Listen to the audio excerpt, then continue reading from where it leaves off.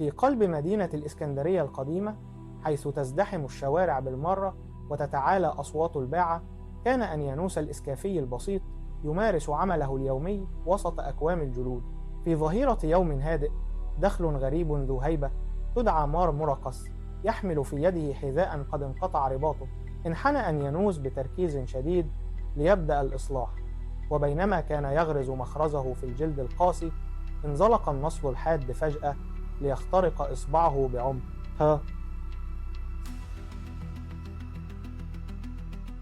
تدفقت الدماء بغزارة، فصرخ أنيانوس من شدة، الألم بصرخة عفوية تردد صداها في أركان المكان قائلا: إس سيئوس، أي الله واحد.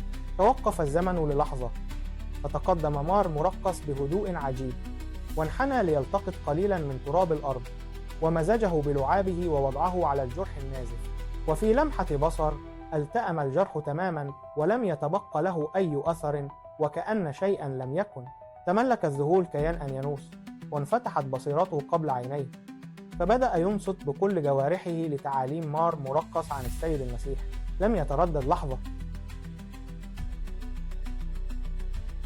واحدة، بل قرر ترك معتقداته القديمة، واقتاد أهل بيته جميعا ليتعمدوا بماء الإيمان، محولا منزله الصغير إلى أول كنيسة ومكان للعبادة في تاريخ المدينة العريقة، واسمه مار مرقس أسقفا، ليصبح أول مسيحي يقود الكنيسة في تلك المنطقة.